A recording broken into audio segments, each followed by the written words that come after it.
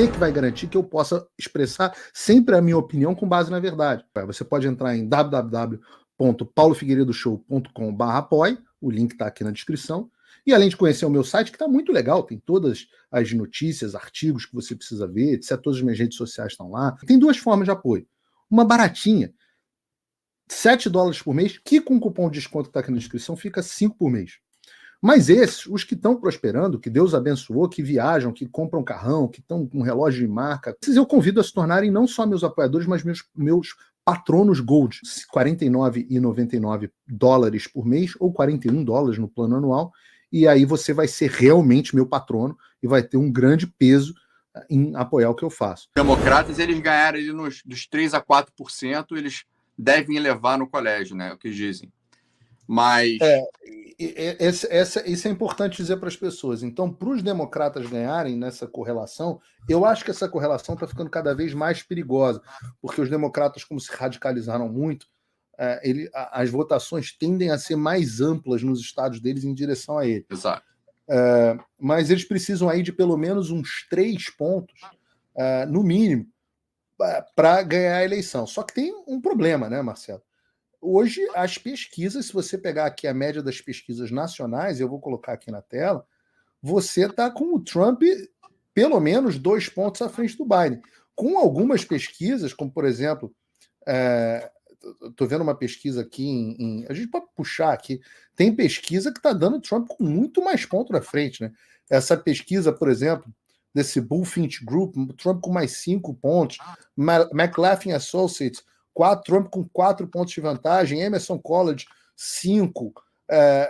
Praticamente quase todas as pesquisas. A gente vai notar, e é importante que as pessoas guardem esse nome, Marcelo, eu sei que você adora tanto quanto eu, mas essa pesquisa do Quinnipiac University, que ela sempre puxa a média do Biden, parece que o papel deles é esse. Né? A pesquisa do Quinnipiac sempre puxa a média do Biden para cima. Exato. Então, hoje, neste cenário atual, a gente tem o Trump com 1,5 ponto, digamos assim, de vantagem sobre o Biden, o que seria uma vitória bastante confortável no colégio eleitoral para o Trump, concorda? Então, exato. Então, o Biden, por exemplo, o time do Biden deve estar pensando, bom, eles vão ter que virar aí 2 mais 3, vou ter que virar uns 5 pontos no total, né? Então, não é fácil.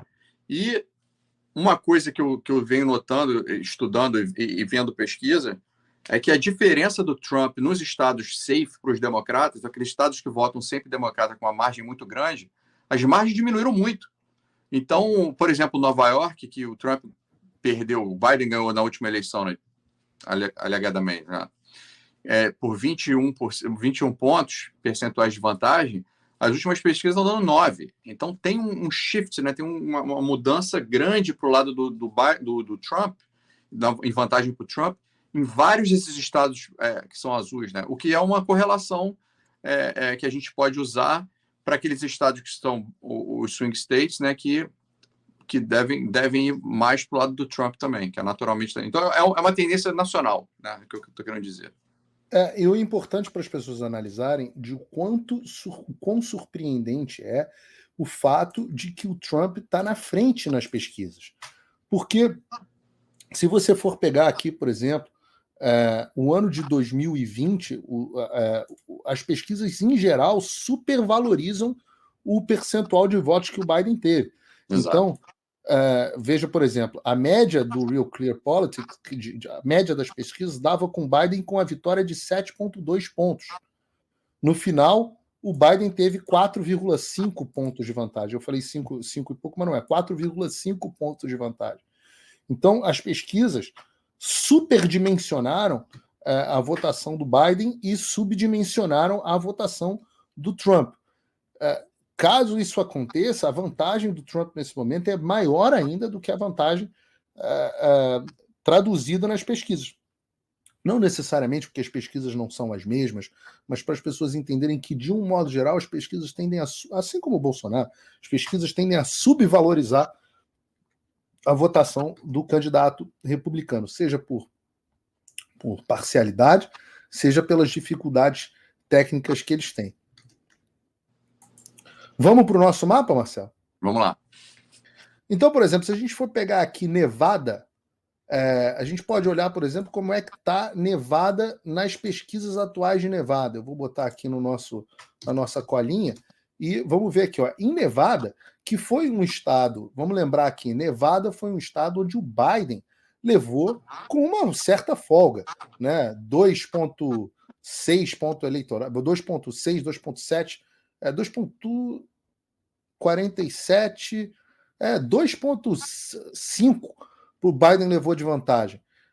E agora a gente está com o Trump com aí quase 6 pontos de vantagem em relação ao Biden nas pesquisas. O que você acha de Nevada, Marcelo?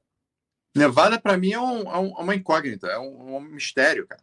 Porque eu vi pesquisa dando 10 pontos de vantagem para o Trump. Isso é um swing de 12, né? Porque, como você falou, o Biden ganhou na última eleição. E Nevada, geralmente, eles chamam de leaning, né? Democrata, né? Ele geralmente vai para o lado democrata. A diferença não é lá muito grande, mas as últimas pesquisas estão dando 9, 10 pontos para o Trump, que é um negócio incrível. Muita gente levanta a hipótese de ser o voto latino, né? O voto latino e o voto dos negros está indo muito para o Trump nesse ciclo. A Hillary ganhou Nevada também pelos mesmos 2 pontos. Geralmente vai para os democratas por pouquinho, né? Mas as pesquisas estão muito promissoras para o nosso lado. Eu acho que tá dando uma boa vantagem para o Trump. Se a gente for ver aqui, o Marcelo tem razão. Uma pesquisa da Florida Atlantic trouxe 8 pontos de vantagem para o Trump. Né? De um modo geral, você tem 3, empate. Teve uma pesquisa do The New York Times que foi uma coisa impressionante, deu 13 pontos de vantagem para o Trump, uma coisa absolutamente assustadora. Você botaria Nevada na conta do Trump, Marcelo? Eu botaria Nevada na conta do Trump. Eu acho que vai para o Trump esse ano. Então vamos botar aqui Leans Republican. Eu concordo com você. Vamos para um outro estado, outro estado que deu um problemaço. E depois a gente vai falar um pouco sobre. Muita gente está perguntando, vocês estão falando tudo isso, mas a eleição, no final das contas, vai acontecer a mesma coisa que aconteceu na eleição passada, e pode ser, e a gente vai discutir um pouco do que mudou de lá para cá. Um estado que deu muito problema foi o Arizona, e eu vou falar mais sobre esses problemas daqui a pouco, mas o Arizona foi um estado onde o Biden acabou levando com os votos que apareceram lá de última hora por 10 mil votos. Né? Se a gente for olhar aqui na última campanha, no mapa da CNN, você vê 49,4 a 49, 11 mil votos de diferença no Arizona. Foi mais ou menos o mesmo que a Georgia. O Arizona e a Georgia são muito semelhantes nesse caso. Muito semelhantes. Só que, nas pesquisas atuais, o Trump está com uma boa vantagem no Arizona. Com 4,7 pontos de vantagem no Arizona. Muitas pesquisas as pesquisas bem consistentes. Teve uma pesquisa dando até mais 9 para o Trump, mas de um modo geral as pesquisas estão dando mais 5, mais 4, alguma coisa do tipo. Dá para botar o Arizona possivelmente no colo do Trump também, ô Marcelo? O Arizona é um estado que tradicionalmente vota republicano, né? Ele votou para o Biden na última eleição, mas acho que já tinha um tempo que não votava em. Acho que até o Obama perdeu no Arizona. Perdeu, mas o curioso foi que também você teve a derrota da Kari Lake numa eleição também muito controversa para o governo do estado. Né? E também teve uma derrota na corrida para o Senado, se eu não me engano. Foi. E eles o Arizona foi muito a questão de... Eu não sei nem como se pode dizer isso por causa do strike do YouTube, então não vou dizer, mas o Arizona foi bastante controverso. Inconsistências e controvérsias, né? Foi muito controverso que aconteceu lá no meio da noite, lá 3 horas da manhã, nos centros urbanos lá, e muito difícil de explicar, eu diria. Então, aconteceu isso, os votos aconteceram, todos esses votos que surgiram inesperadamente foram para o Biden praticamente, e aí ele vai e ele ganha por alguns milhares de votos, poucos milhares de votos, 10 mil e poucos votos. Então, dessa vez, eu acho que eles estão tomando cuidado com a eleição. É um estado que é republicano na sua maioria, e hoje o Trump lidera, e eu acho que vai para os republicanos, vai para o Trump. Então, o Trump chegaria a 236 eleitores do colégio eleitoral. Já que a gente está falando de confusão que aconteceu no meio da noite, de diferença de 10 mil votos, de resultados eleitorais controversos, a gente tem um outro estado que sempre foi um estado seguro republicano e no qual os democratas também conseguiram ganhar não só uma eleição para presidente, mas conseguiram levar todas as cadeiras do Senado numa eleição seguinte, né? Também debaixo de muita controvérsia, que eu estou falando do estado da Geórgia. Quando a gente vai aqui nas pesquisas, a situação do Trump na Geórgia é mais confortável ainda do que no Arizona, né? A gente está falando de um Trump aí, na média das pesquisas, 5 pontos à frente do Biden. Que você acha disso aí? 5,6 pontos. O que você acha disso aí, Marcelo? A gente tem que levar em consideração que, como você disse agora há pouco, essas pesquisas normalmente subestimam os votos do Trump, né? Então, se ele está dando 5, eu acho que vai dar um pouco mais que isso no dia. Então, eu diria que dá para botar a Georgia na conta do Trump também, com certa segurança. Bom, o Trump está aí agora só a 28 votos. Perdão, 18 votos da eleição nessa conta aqui que você está fazendo. Então, vou subir aqui no mapa. Carolina do Norte, que é outro estado, esse é um estado bem swing também, mas onde o Trump está com 6,4 pontos de vantagem nas pesquisas. Qual o teu veredito sobre North Carolina, Marcelo? Eu acho que North Carolina está se tornando um estado menos purple, né, que eles chamam, e mais vermelho. Já há alguns ciclos. Eu acho que a Carolina do Norte vai para o Trump também. Mesmo nível de Arizona, mesmo nível de Georgia, com uma boa segurança. Bom, aí se isso se concretizar, Marcelo, o Trump está com, digamos assim, uma mão na taça, né? Porque você tem agora Pensilvânia, Michigan, Wisconsin e Minnesota. Vamos começar pela Pensilvânia, que foi talvez o estado que deu mais confusão. Arizona e Geórgia também deu muito, mas Pensilvânia, em termos de forma da condução do processo eleitoral, teve até uma discussão agora na Suprema Corte do estado recente, foi uma zona completa na última eleição. O Biden acabou levando, aliás, um recap aqui para as pessoas. North Carolina, na última eleição, o Trump acabou levando por um pouquinho, 1,3% dos votos, ou seja, dá para confiar na North Carolina. Mas quando você vai para a Pensilvânia, a coisa foi muito apertada. O Biden levou por 1,2%, 1,2 pontos percentuais. E foram aqueles votos aquela história de que deu problema no banheiro de um centro de votação, aí nego mandou todo mundo embora, depois tem as câmeras, nego puxando umas caixas de voto debaixo da mesa. Lembra dessa história? Passando os votos várias vezes, mesmo voto. Mesmo voto, né? Tudo com vídeo, tudo documentado. As pessoas tendo que acompanhar, os conferidores lá de assinatura, né? Tendo que acompanhar as coisas de um vidro de costas para a tela por causa de Covid. Ainda assim, foi o estado onde o Biden ganhou em 2020. Mas, na eleição de 2016, o Trump tinha levado a Pensilvânia com 48,2% contra 47,5%. Ou seja, o Trump tinha levado aí por um ponto percentual, um pouquinho menos de um ponto percentual, ganhou ali apertadinho. Hoje, as pesquisas da Pensilvânia, Marcelo, a Pensilvânia, a situação já começa a ficar mais apertada.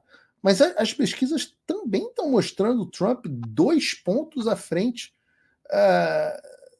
do Biden, 2,1 pontos à frente do Biden. Pô, eu sei que a gente começou até agora, Arizona, Nevada, eu acho que a gente já fez aqui um palpite arriscado. Mas a Pensilvânia é muito difícil de cravar. Se tivesse hoje, a gente está ainda, a eleição em novembro, a gente está em junho, se tivesse que fazer um palpite, você acha que o Trump leva o Pensilvânia esse ano? Sim ou não? Hoje eu acho que leva, mas como você disse, eu não cravo para a eleição, não, porque está muito apertado. E tem outros estados que estão muito apertados que eu não. É o toss-up, né, que eles chamam. Exato. Joga moeda, porque não tem como dizer, vai depender muito do turnout, que é o quanto as pessoas estão interessadas em votar e sair de casa, porque, para lembrar o pessoal, o voto nos Estados Unidos não é obrigatório, é um voto facultativo, então as pessoas. Um dos fatores para você determinar o resultado de uma eleição é quantas pessoas saem de casa para votar. Então, aquele eleitor que não está muito. O cara até gosta. O cara até tem um nojinho do Trump e até tem uma simpatia pelo Biden, mas ele, não vou sair da minha casa para votar, entrar em fila. E aí ele não vai, entendeu? Então, o Biden não é um candidato que energiza a base democrata, né? Então, o Trump talvez energize a base democrata muito mais do que o próprio Biden. Então, vai depender muito desses fatores. Então, cai uma chuva naquele dia, eu acho que vai ser isso que vai determinar, no final das contas, o resultado da Pensilvânia. Eu acho que uma coisa que vai determinar muito na Pensilvânia, em outros estados, Nevada é um estado que isso, a gente vai falar sobre isso, é a capacidade dos republicanos de fazerem com que as pessoas votem pelo correio, né? Porque isso vai fazer muita diferença. Os republicanos sempre insistiram na estratégia de a gente quer que as pessoas vão lá e compareçam para votar no dia, etc.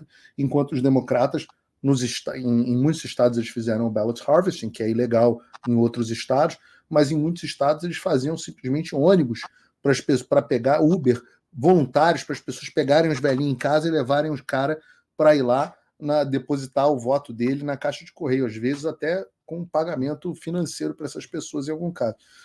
O quanto que os republicanos vão fazer isso bem, que o Trump prometeu que vai fazer, e tem um PAC especificamente só com recursos para esse tipo de coisa, né?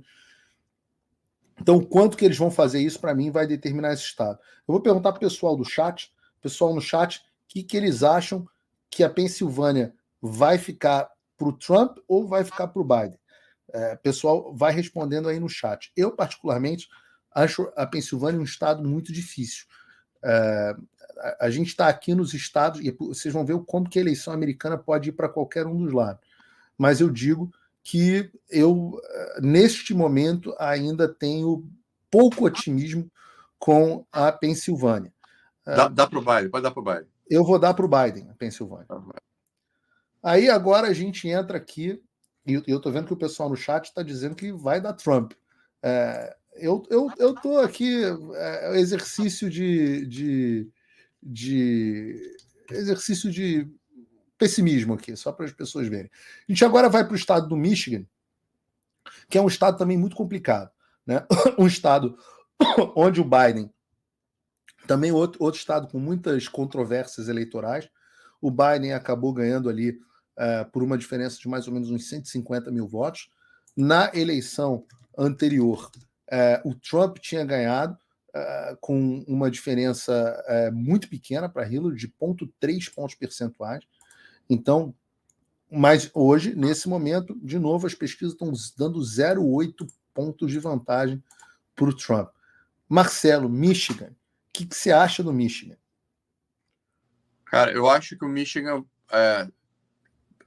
é outro estado que é toss-up, mas vai depender também da energia, vai depender de como está o humor na época, vai depender se sai uma notícia no dia anterior, boa para um ou para o ruim, para um ou para outro.